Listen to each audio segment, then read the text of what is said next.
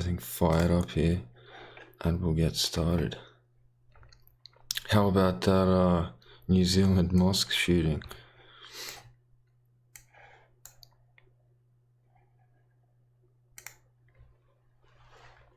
Down Periscope. Alright.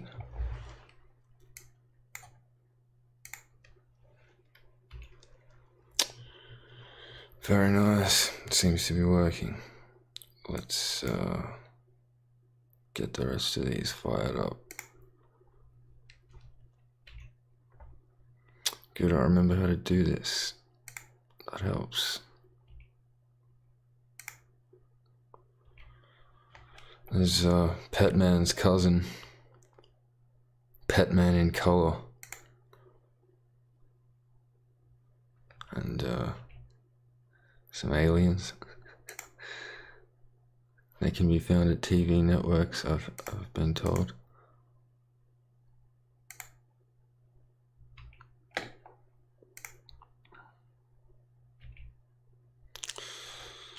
Alright.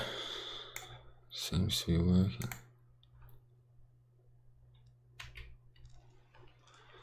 So I can hear you asking, do you have rotating three-dimensional bacon there? And yes I do. How good is it? Alright. So, home base. This is where we always kick things off. Because we are destined for a cyberpunk globalist future, I think, and that's well represented by this image, I think. Pretty much encapsulates the whole thing. Alright, so this is the first video since that mosque shooting in New Zealand. I guess it's the main event of this era. I'd like to start off by mentioning Apollonian Germ's YouTube channel. If you have never heard of Apollonian Germ, or you've never checked out his YouTube channel, you should go ahead and do that. I'll put a link to it in the description. There's also this guy, let me see here. Yes. Ian R. Crane. This guy, I haven't seen his actual YouTube channel much, but I think he's a guy who lives off grid, as far as I can tell, with a sort of community, and he hosts a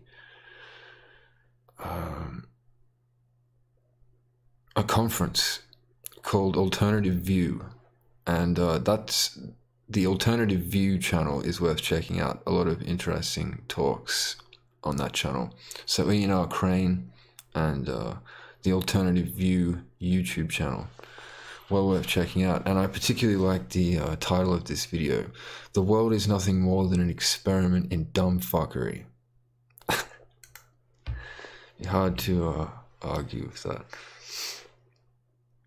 Okay, also I mentioned in the last video that my first book will be officially released on April 1st, but you can get it right now, and I'll just pull up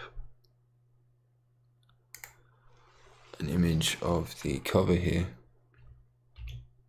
As you can see, the book is called Maxims.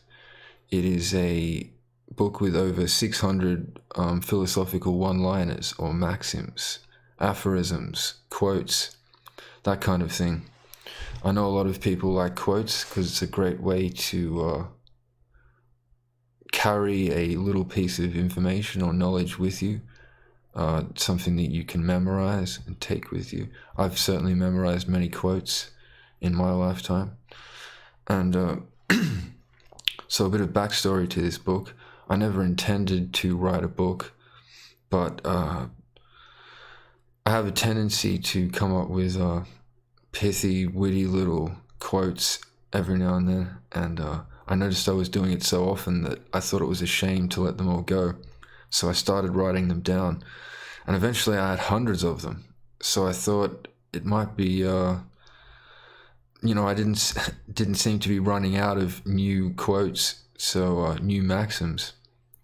So I just kept writing them, and I've eventually had enough for a book, and I'm still writing them now. So I don't think this book is the first, but I don't think it'll be the last. Hence Volume 1. As some of you may have noticed, I've borrowed some images from some of Crowley's old books for this cover and sort of repurposed them. So I'll talk about the cover in a second. But yeah, who would like this book? This book is basically written for just about anyone. I think everyone would get something out of this book. But I think it would be particularly appealing to millennial, maybe Gen X as well, males and younger. They'll particularly enjoy this book. But I think everyone will enjoy this book. It's very easy to read and has a tendency to reel you in. A lot of people have said that, and while I've been editing it and such, looking at the proofs, I read a few, and before you know it, you've read 100 or more, and so this book has pretty good escapist qualities. If you like good escapism in a book, something to get completely consumed by, this is the book for you. A lot of people report reading the book in one sitting. You can do that if you want. It's certainly a good ride if you want to read it in one sitting, but it's certainly rereadable. I've read this book many, many times, and I still get a lot out of it. Sometimes I surprise myself. Like, I can't believe I wrote it, but there it is, finished. And I designed the cover myself. Everything in the book is 100% me. There's no alien intervention or editing in this book, and it is available on Amazon, so it seems it's gotten through censorship this far. So you can get this book right now, and I'll show you the full cover here. So this is front and back. As you can see, very nicely designed, very presentable. It echoes of several eras of Western culture in both the colors, the symbolism, the layout, the whole thing. And actually, this is not the final cover, because I had to change it a little bit to get the barcode on there, but the cover is very similar to this. And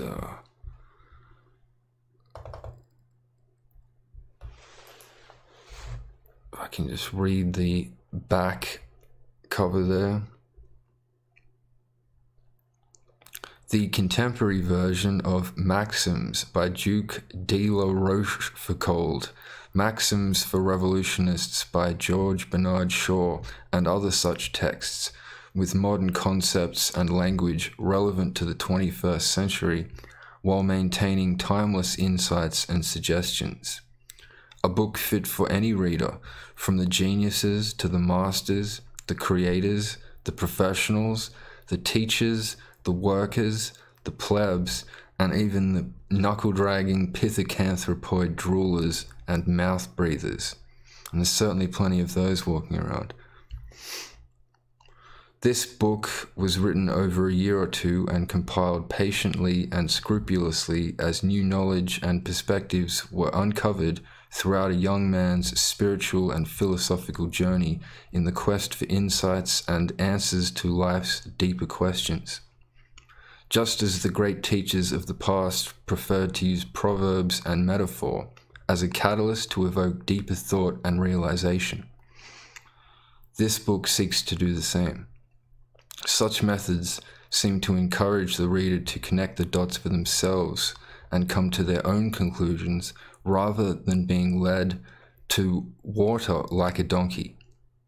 If any ideas or concepts put forward in this book should offend you in any way, good. You should remember that offense is always taken and never given. The reader is encouraged to be skeptical about the contents of this book and to challenge the positions held therein. Enjoy my ramblings. Right, so that's some of the introduction to this book. If you would like to read some of the contents of it, you can have a sneak peek of it on the Amazon site, which I'll provide a link to in the description. So this book is available right now in both Kindle, pre-order, which will be released on the 1st of April, and the paperback was not supposed to be released until the 1st of April, but you can get your hands on it right now. It is ready, and it seems Amazon is ready to sell. So it looks like you can get in a bit early. But the official release date is April Fool's Day, marking the path of the Fool, as in the Zodiac.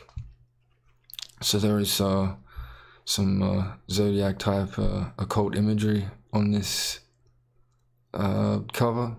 It's very Western, and it's intended to be. So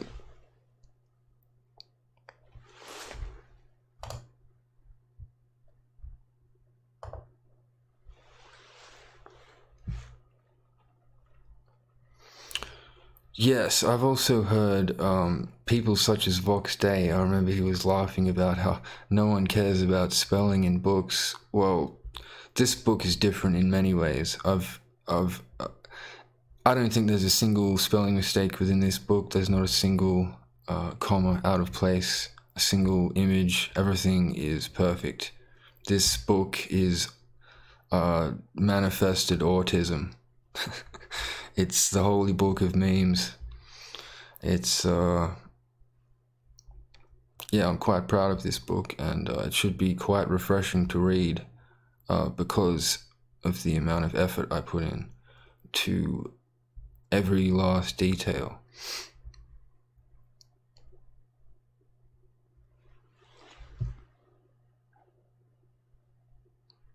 I've also added some picture numbers to some of the pages, which I'm sure some of you will appreciate. More like old-time books where people cared more about things like aesthetic and presentation and the subtext that goes along with such things that people seem to have forgotten in the modern day.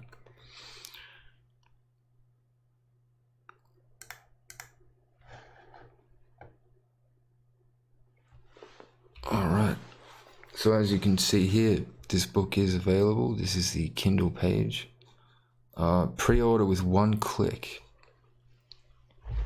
So yeah, if you want to get your hands on this book, you can do that right now for a very reasonable price.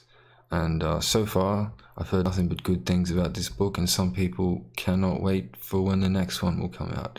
And it's currently being written, but yeah, this is the one you want for now. And it's certainly going to be... I doubt I'm ever going to put as much time into another book again, but yeah, the first one, there it is. So get your hands on it right now. One click. And also, yes, the author name. I'll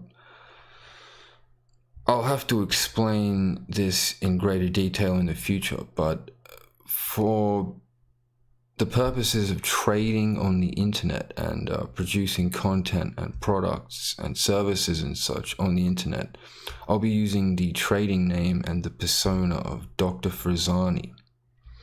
Now, is there a story behind this name? Yes, there is. Maybe I'll tell it someday. But for now, all that's necessary is that Dr. Frazani is the name that I will be using, the persona that I will be adopting for my internet trading.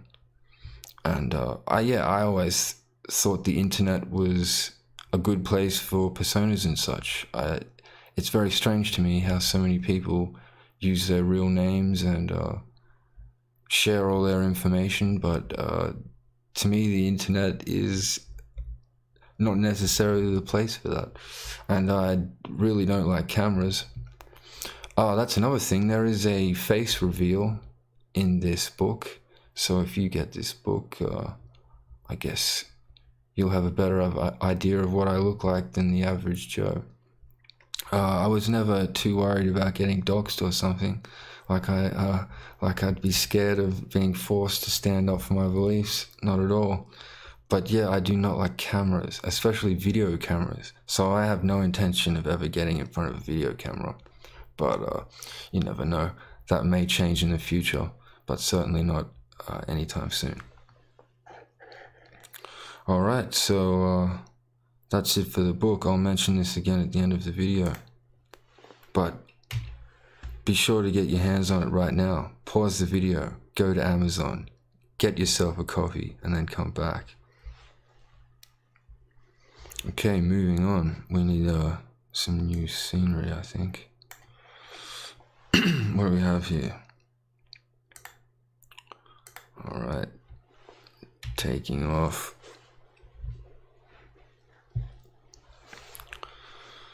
Okay, leveling up. Improvement, but leveling up. Everyone needs to level up as we progress into the future, or you are going to get left behind.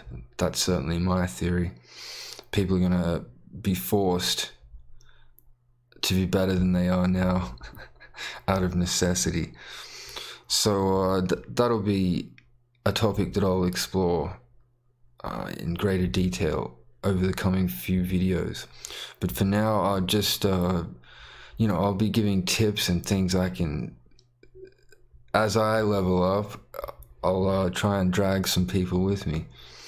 One thing that I hear a lot of people talking about is multitasking. Like, multitasking is the way to get shit done. Multitasking's some new found way of being productive. Well, I think multitasking is for plebs and single mums. And it's not a good way to get anything done. It's a great way to get a bunch of shit almost done and almost done well, but not done well and maybe not done at all. What you should do is focus on one thing at a time. Give it your undivided attention until it's finished, and then move on to the next thing, or have a break and then move on to the next thing. That is how you get shit done, and that's how you get shit done to a high standard and get it finished. Multitasking is for plebs. Alright,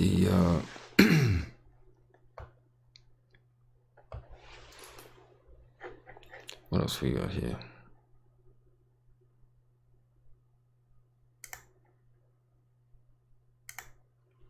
Oh, yes. Alright. The mosque shooting in New Zealand. I'm sure a lot of people have got a lot to say about that. I haven't really listened to what anyone has to say about it, just people I've spoken to.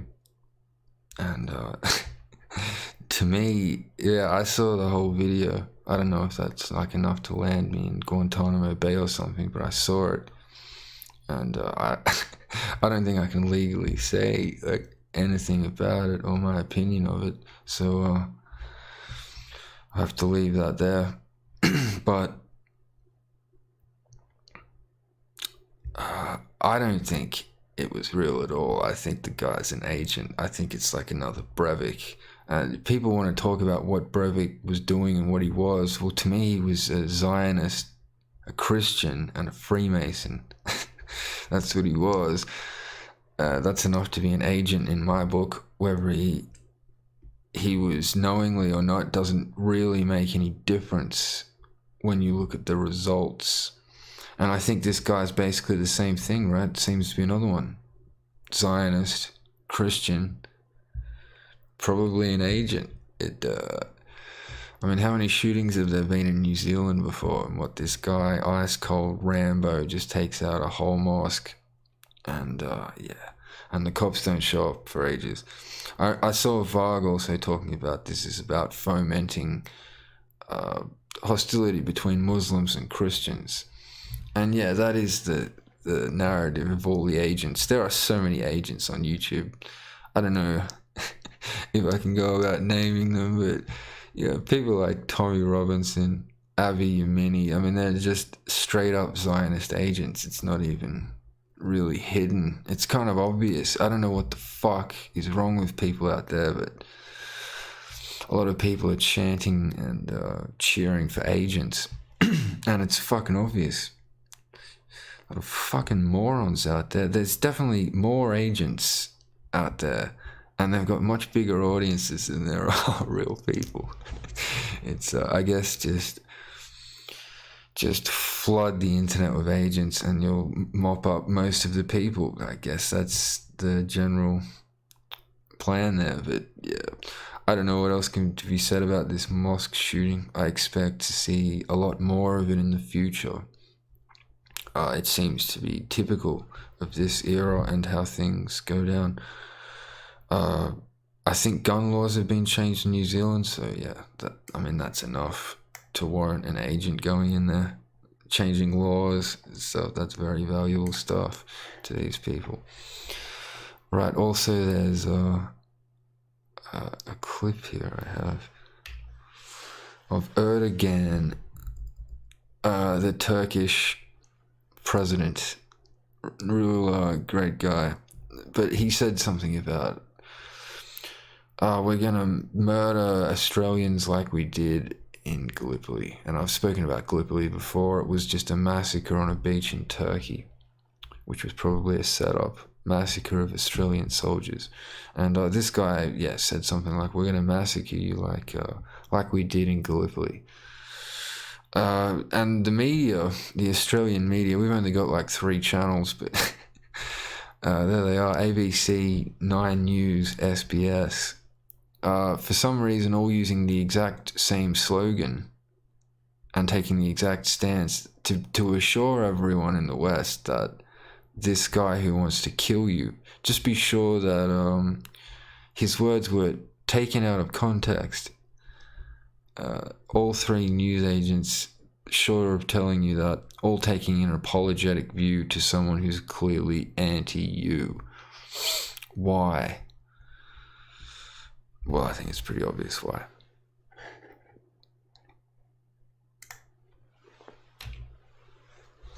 Right.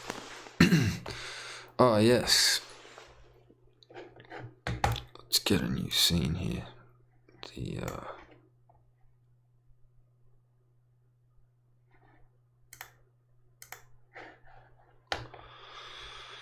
Let's get the interrogation room happening. Alright, things getting pretty serious. So, a lot of people have been looking at pretty graphic videos and shit. There's a lot of access to really graphic stuff. Lots of people getting killed, people getting beheaded, cartels getting at each other with chainsaws and all kinds of shit. Well, a lot of people think you can just look at this stuff and get away with it. Well, that might be true for some people, but a lot of other people, what you're doing is traumatizing yourself, and you're opening yourself up to things that you really shouldn't be. Like, if you want to call it spiritual energies, or even, I could even go for psychological or emotional states. What a lot of people are putting themselves through when they watch this kind of graphic content is irreversible. In fact, one of the major problems with all these, a modern issue is personality disorders, and I think it's because of all the traumatic shit that people are putting each other through and looking at on the internet. This is like the age of trauma, where people aren't being raised by their parents properly. They're being traumatized like shit by everything around them. And that's just increasing. And a lot of people don't even know that it's happening to them. Well, trauma is one thing that can genuinely fuck you up. It can be the defining characteristic between someone who's normal and someone who is batshit insane. Like one of these narcissistic psychopaths, histrionics, antisocial personality disorders, all these types of people, pretty much it's all from childhood trauma or something happening, some traumatic experience during a crucial development stage.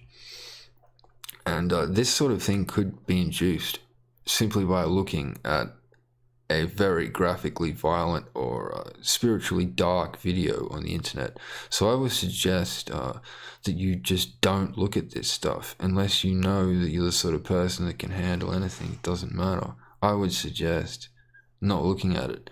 And in fact, I would suggest not looking at it anyway. You never know what might happen to you when you look at this stuff. And yeah, I remember stories on Crime Land type videos where people talk about how they never thought they could kill someone or whatever, but once they get the first one out of the way, it's like nothing. And that's exactly what you do when you look at graphic images. You are setting new lows for things that you've seen, things that you've experienced, and you basically lowered your own bar, and that can have very bad effects on some people. It can expose them to darkness maybe they weren't supposed to be exposed to, or that they can't handle. Also, a lot of people analyzing fucking advertisements and shit, and going through the subtext of them and how they're brainwashing people. I would suggest you shouldn't look at any of that shit. I hear a lot of people saying, oh, if you understand how it all goes together, or you understand symbolism, you understand subtext, that it doesn't affect you. I say bullshit. I say it doesn't matter how well you understand this stuff, it still affects you. And also, people might be operating outside of the realm that you understand. I mean, there's still there's still things that you might miss, no matter how well you think you understand what's going on and all their techniques. So I would suggest don't look at it. That's the best way. Don't look at anything that has ads on it. It's all crap anyway, so just don't look at it. And there's no point going on these TV shows and analyzing them and shit just to know, or just to confirm that it's as bad as you already fucking know it is. You're better off not exposing yourself to it at all. And after many, many years, I think that will actually be a very, very positive thing if you can cut it out of your life completely. Right, so that's it for that. I think there's a lot of people sharing graphic videos and looking at them, and I think it's a very fucking bad idea, and you should stop doing it.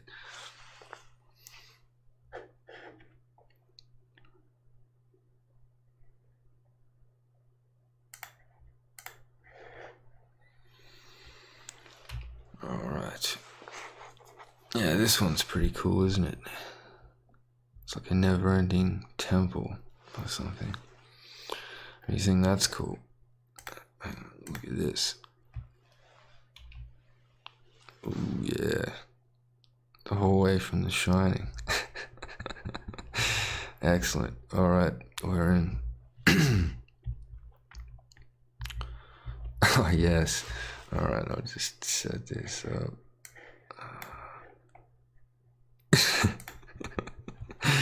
Right, so I was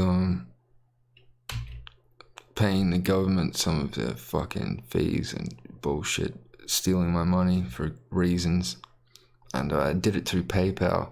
And I noticed on the PayPal screen there's this question off to the side: what is the merchant fee? And it's got merchant with a capital M. I thought that was very interesting. People are like, why am I being charged money for absolutely no reason? I don't understand. You can imagine the explanation. It's like, well, you see, there's this group of aliens, and they really love to get something for nothing, and you know they've got this like covenant with a volcano demon, and they kind of run shit, and you know you got to pay a merchant fee, and that's just the way it is. Yeah, so the government, PayPal, and merchant fees. There we are. Something more like that.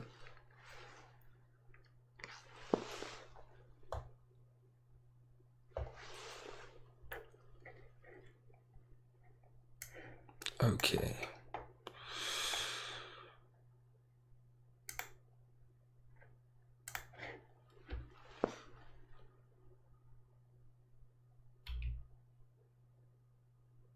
up speed. Alright, the concept of leveling up. I think this is going to be something that I talk about a lot, sort of in chunks, and I'll just go over a few things about that today. So I think it's mostly to do with mindset, what you conceive of as possible or right or wrong, or what you should be doing. This is the most important thing to get squared away for the next few years, because people that get that wrong are going to find themselves in a lot of trouble. And this is the age where your mind is being attacked from just about every angle possible. So you have to do everything you can to level up your mindset and become more aware of how that works and how you can get the most out of it. And I'll go through that in the future. I'll also become more aware of what I would call personal alchemy, and how it's always been quite well known that this self that everyone's talking about, as in yourself, know thyself, people think that it's something you go looking for. Maybe you go on holiday and do meditation in Tibet and you find yourself or some shit there. That seems to be the standard belief. The self is something that you go and find through experience. And yeah, this is a great way to get people to go running around on holidays and experiencing things and wasting all their time. But I would suggest that this is not the case. That the self is not something that you find. The self is something that you create. And this is always what alchemy was about. Turning lead into gold is code for turning a useless nub of a person, an ignorant fool who is useless in just about every way. This person, through personal alchemy, through learning the correct ways of improving oneself and leveling up, we can take a useless person and turn them into gold, turn them into perfection. And the way to do that is through knowledge and will. Essentially through effort. And through effort one can create whatever self they want to, whatever is within their grasp, through their God-given attributes. All this can be added to and refined through will and effort. So I think also this is coming from the realization that many of us are having, that it would be great to get free of this system of money, but it has such a ridiculous stronghold over everything, that about all that's going to achieve for you is that you are going to be poor, and just about every door that's opened for people with money will be closed to you. Now, you may not want to walk through any of those doors, but from what I can see, just about every door that exists is opened with money, and almost all of them are closed without money. So we have to come to terms with that, and each of us has to figure out our best way to negotiate that situation. Obviously, if you have lots of money, many doors are open to you, but how much did you contribute to a negative system that's destroying everything around you to get that money? It's a catch-22 situation, and it's very difficult. And I'm negotiating this myself. I'm sure many of you are. I certainly know many people around me are. And it's a tough one. It is indeed a splinter in your mind, as Morpheus says, and many of us are quite aware of it. So I see money as a false god. But as far as I can see, it has more power than any god over the average man and over resources, land, everything. It has more power than any god. And you may argue that point, but I could make just about anything happen if I had enough money, and it's true power. But I think it is false, and that can never be changed. It is always going to be false, and therefore everything that happens under it is never going to be what it could be. It's always going to be tainted, false, done for the wrong reasons, only in a representative way, not a genuine way. So yeah, I think money makes people do things they don't want to do, and it often makes people do things they don't want to do for all the wrong reasons. I think it's a tool of the demiurge. Essentially, money is the false god. It's about as close as you'd get to one anyway. But I think if things keep going the way they're going, even money will be a thing of the past compared to the power they get out of these automatic systems. That combined with digital money is surely going to be a force to be reckoned with. So, I've also been reading a book called Economics in One Lesson by Henry Hazlitt. Now, this is a book recommended by many people that I've come across on YouTube, and they say if you want to understand economics, read that book. So I've pretty much finished it, almost there. But I get it's basically they repeat the same shit over and over again anyway. The book is a bit out of date, and it also calls itself Economics in One Lesson, but what they don't tell you is it's free trade economics in one lesson, which I believe is Austrian economics. But certainly free trade, which I had the impression was pretty evil before reading the book, and I have confirmed that it is absolutely evil, short-sighted, and just unrealistic nonsense in the real world. Although it does have, theoretical rules that tell you something about economics, even if I disagree with it. It looks at things in terms of, if we make changes to the economy, how will that affect not just short-term and immediate categories of business, but how will it affect long-term and all categories of business everywhere? So it treats the economy as something that should be scaled efficiently, and if there's no demand for something, the market will push it out, and the market will constantly correct itself based on mathematics and supply and demand and all this. It's all very utopian, optimistic bullshit that never would work in reality. There's almost no talk about cultural differences, language, people being selfish, or groups wanting to win rather than just be part of a system and share with everyone. It's very idealistic, and it doesn't offer protection anyway. Basically, if whatever industry you're in is out of demand or out of fashion or whatever, you're fucked. You're just going to go out of business, lose everything, and you're going to have to join a new market that's actually in demand. And there's no real concern for how long that might take or what that's going to do to you or your society. So it'd be a pretty brutal economy to be a part of. And the language they use makes out that all of this is great and it's just going to be a great ride and everyone's going to be very profitable and it's going to be best for the economy. So I think it's an ideology where you're sacrificing humans for the sake of an efficient economy. And yeah, that sounds about right, doesn't it? It sounds about what we're experiencing. And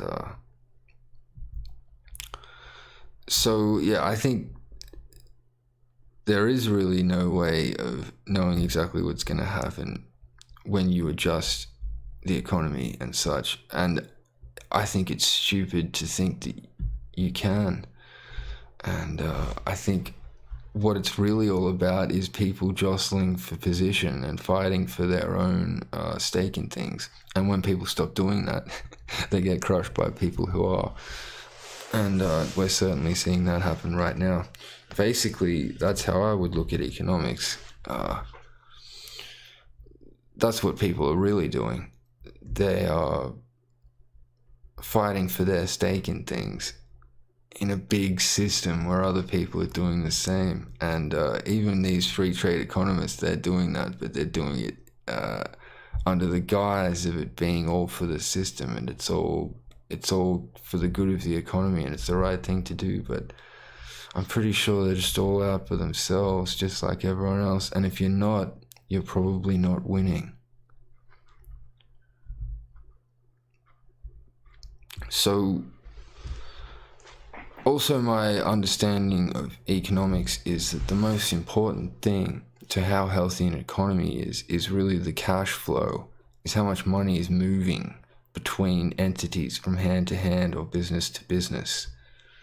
It's not really productivity, efficiency, profit, any of that stuff. The health of an economy and the health of business is really shown in the cash flow.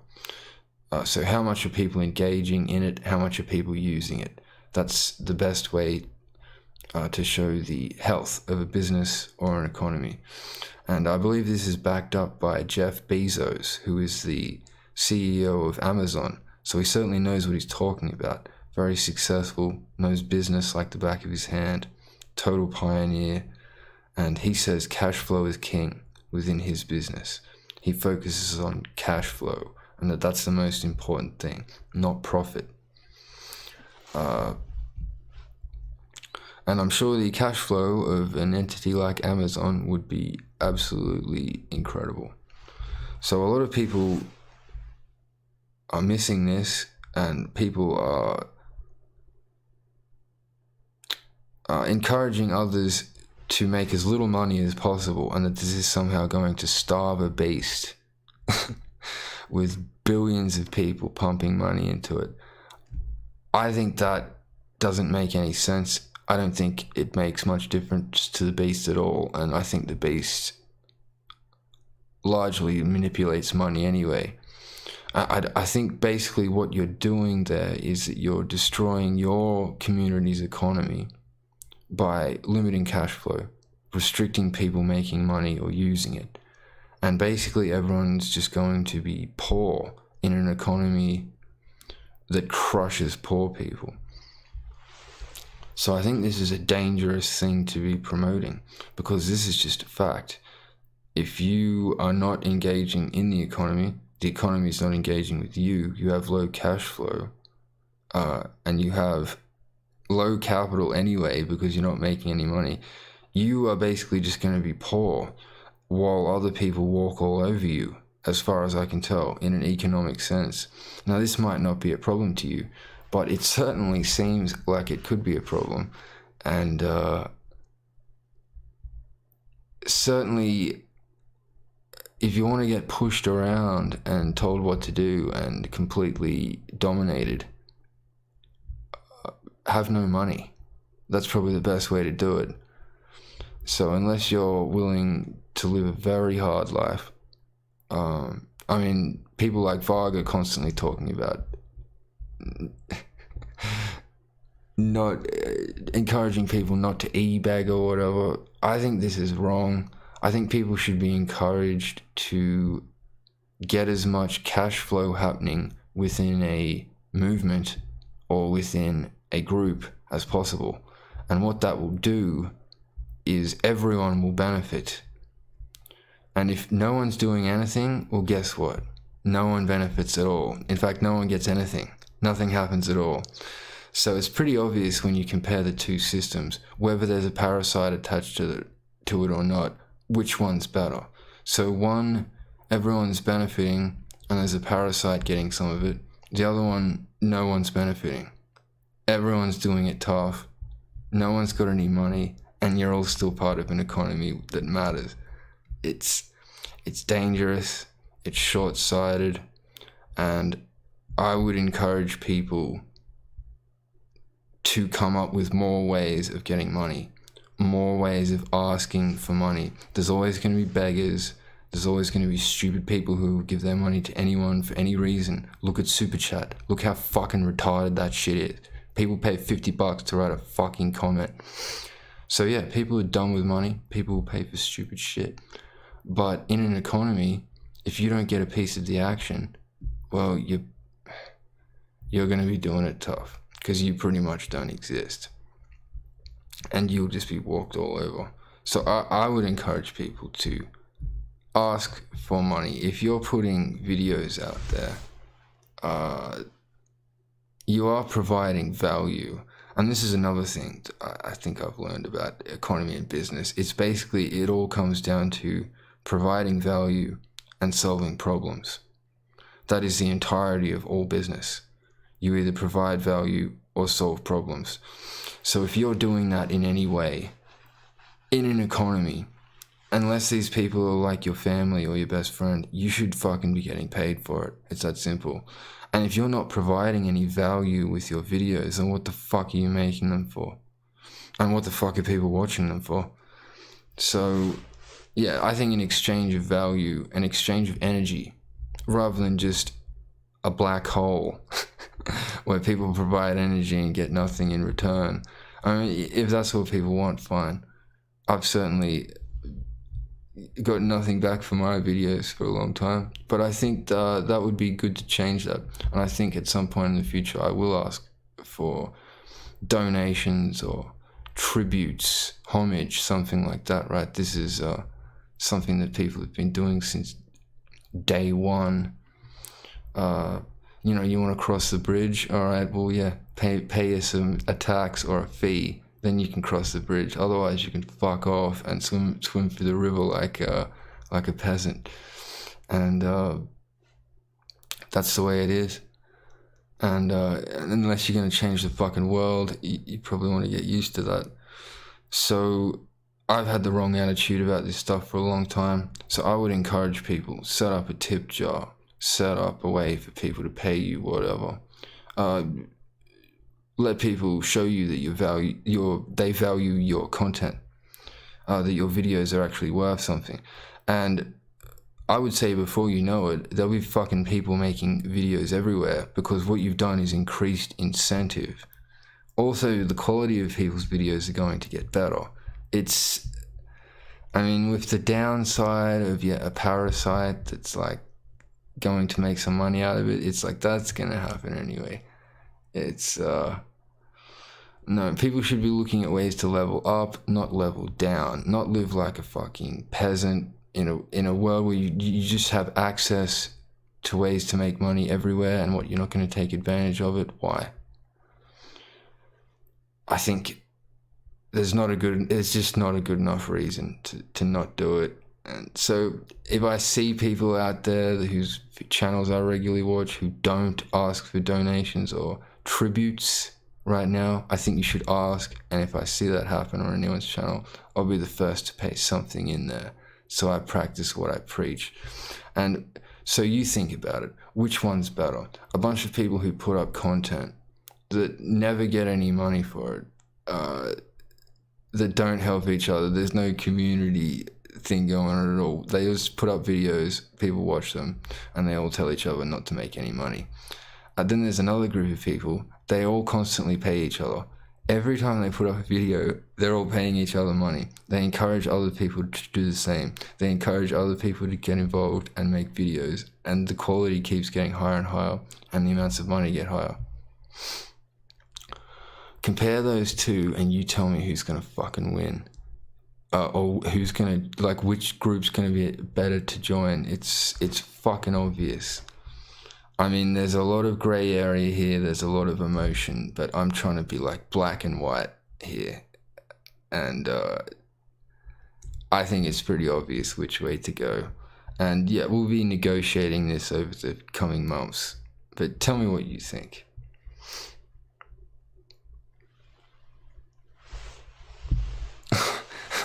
Right, also, along the lines of money, one thing I have done on the internet before was we made some designs for Doomguard and some t-shirts, and they were a big hit. I think a lot of people really liked those, and I would like to do something like that again, because I mean, it's a good meme, isn't it? People like the European aesthetic, and it is a thing that we can sell to you directly from a YouTube channel on the internet, and I think that's pretty cool.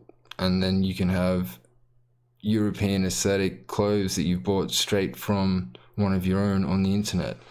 And yeah, some parasite probably got a percentage of it along the way, but try and do a fucking transaction anywhere in the world where some parasite didn't get a piece of it.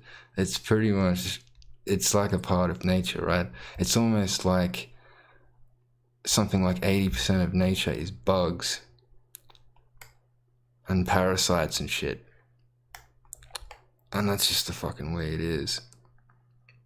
So, along these lines, alright, I just wanted to show everyone what I'm talking about here. Now, ladies and gentlemen, let me introduce to you the world's gayest t-shirt. Now, this sort of thing is available for sale at the InfoWars store. And it's about the gayest fucking shit I've ever seen in my life. Now, if you don't know, InfoWars are just a bunch of globalist chills. That may be news to you. It seems a lot of people haven't figured that out yet, but yeah. Alex Jones is bullshit. It's basically fucking pro wrestling. They call themselves alternative media, but they're not. Conservatism is the new counterculture. That's the gayest catchphrase ever. I don't know if this thing is working, but these shirts are available for sale at InfoWars, which just means people buy this shit, right? So people are buying this shirt, and this has got to be one of the gayest shirts, if not the gayest shirt in the world. And I mean, I can blow this out of the water. People were already saying that Doom Guard's Black Eagle shirt was the coolest shirt in the world, and I heard this out of several people. So what the fuck are we doing here? We've got this faggot and Alex Jones selling t-shirts with no aesthetic value with this dickhead's face on it and bad catchphrases. I think we can compete with this. We can absolutely blow this out of the water. So I think I'm gonna bring out some t-shirts in the future that are better than this gay piece of crap. And people can have some fucking respect for the way they look. Let's check out this one.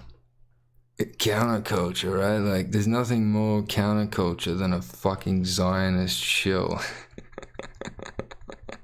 who can't even look at the camera when they're lying. He's not well trained, that one. Let's look at this one. Look at this shit. Republican is the new punk. So we know what punk was now. It was just a bunch of bullshit, and a bunch of fucking idiots made themselves look stupid rather than do anything, right? It's like it was like the most impotent movement ever. It may have had an attitude or some shit or an aesthetic, but as a movement, it was a fuck up. It was like a psyop. Become a degenerate and think you're fucking rebelling against something. Look at this shit. So Republicans the new punk, and they got Trump. Like, fuck you, Dad. It doesn't get gayer than this, folks. This is peak gay. This is like Globo Homo and those clips that I had in the last video. They got nothing on this shit. So conservatism is the new counterculture, from Paul Joseph Faggot to Saul Joseph Faggot. So 2 Semitic names straight off the bat. I'm sure he'll claim they're Christian or something, but you know, alien names. Conservatism is the new counterculture. Conservatism is the new punk rock. Deal with it, Mom. And he's got a pole in his mouth there, because, you know, Paul Joseph loves putting stuff in his mouth. And that's the gayest t-shirt and the gayest catchphrase of all time.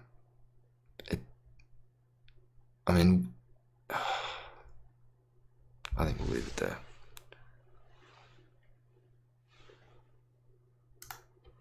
God damn it, InfoWars. Alright, now I have, if I can remember how to do this, I have an interesting clip here. Set this up.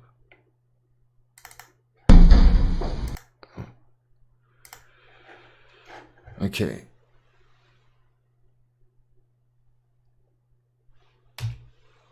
Hopefully you can see that right now. So right here, I have this guy on screen is John Belfort, better known as the Wolf of Wall Street. And he is at a business meeting. It says selling in the video, so he's trying to sell his services to a business in Australia that's looking to expand into China, to build facilities on the ground in China, and they're going to go through what that might entail. And so there's a lot of salesman bullshit and such throughout this video, but there's a very interesting point that came up that I would like to get to. So yeah, basically these guys are organic foodstuffs, I believe, business who's looking to expand into China, because that would be an absolutely huge market, especially for Australian produce. I thought they already owned most of it, but I guess we've still got some of it. I guess they want to get their remaining part, so that's probably what this meeting's about in reality. So anyway, I'll play a clip here. Let's get to it. An organic, concern, or simply, occasionally, if that would help you kind of make a decision. What am I, a fucking asshole? Just give you more of a knowledge base to what's really you need to do to get yourself into China without, kind of stumbling and falling on your face. Look, I mean, networks like that will obviously be useful. Right. This idea of getting into a partnership with another company, I'm not sure. I mean, is that the sort of thing you think? No, I mean, listen, here's what I do. I'm a believer in what you weigh all your options, right? Mm-hmm. I totally get that, like, there's a certain culture that made you guys what you are, right? Mm-hmm. And one of the great risks about China is it's a very different culture. Mm. Okay, so there's two issues that you face when you go to China. Number one, okay, you have to say, well, is my culture going to play well in that country? Because some things that just work here don't work well in China, right? Mm-hmm. And the other thing is, yes, my culture in fact will work well in China, but there's some sort of like disconnect sometimes between the way you think you're saying it to them and the way they're perceiving it. So it's important, whatever you do, what I would recommend, whether you want to control every last ounce of the supply chain, you need to have local Chinese people there who know the market, who know the people, who know the kind of the social demeanor there to make sure that the message that has been so successful here in Australia gets out in China. Does that make sense to you? Yeah, it does. I mean, what do you think would be some of the cultural barriers for a business like mine moving into China? I think that number one, it used to be like that China had this whole big, the sage white man. We want to know what the white man is doing. That was a big thing. That when they felt like they were behind. Now there's been like almost a tip where they feel like they're the emerging dominant power and almost like they are the wise ones and they know it all. So yet they in truth know, of course, they don't know everything, right? So there's a sort of cultural gap of you being able to educate them, but at the same time making them think it's their own idea. Like it's like giving them the facts so they come to the conclusion you wanted them to come to in the first place. And it doesn't happen so much, it doesn't do much with like production. Right, pretty much can't hide the slime, can he? You see the psychopathic eyes that are trying to sell you, but the body language can sometimes... He hasn't quite got that down yet, but he's certainly got the rapey psychopath eyes that don't give anything away. I'm sure they could lie at gale force winds full of nails. But, alright.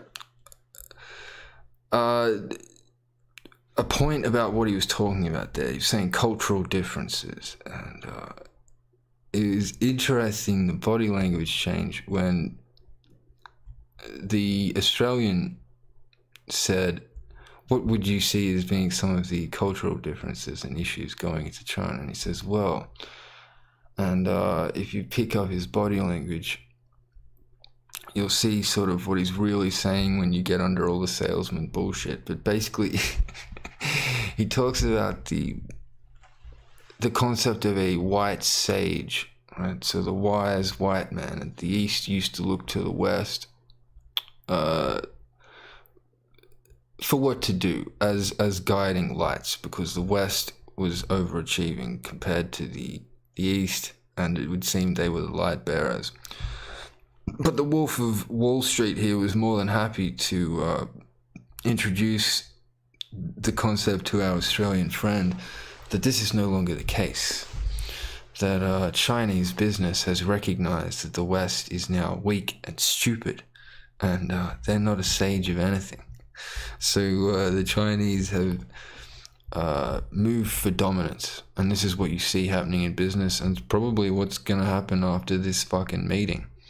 In reality, once you're dealing with one of these Wolf of Wall Street people in Chinese, and it's naive Australian family business, it's probably pretty easy to see what happens next. But anyway, the main thing here is this concept of what they're really saying. What they're really saying is, you white man used to have it all. Everyone used to look to you for what to do, and something's happened. You've become weak and stupid, and people don't no longer look to you for the answers. And in fact, they're eating your lunch, and they actually want to figure out how to get more of it, and it seems they're in the process of doing that right now.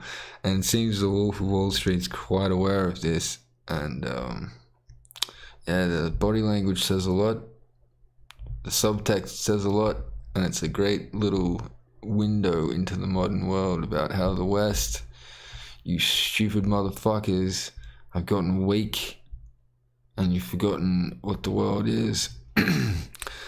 But you're about to find out the hard way. Alright, I'll get this rapey maniac out of the way.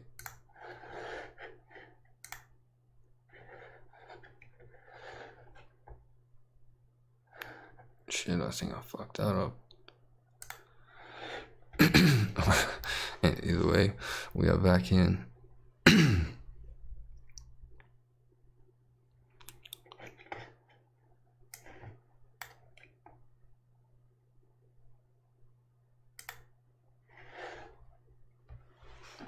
Okay, change of scenery here. Very nice.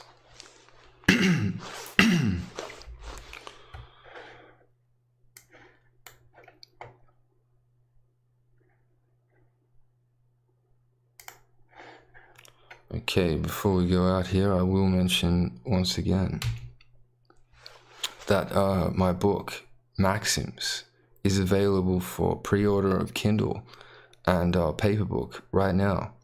Very reasonable price, exceptional book. I'm sure everyone will really enjoy reading it. And don't hesitate. Go and get it right now. What the hell are you waiting for? It's available, and it's got your name right on it. So I think that's it, everyone. Until next time.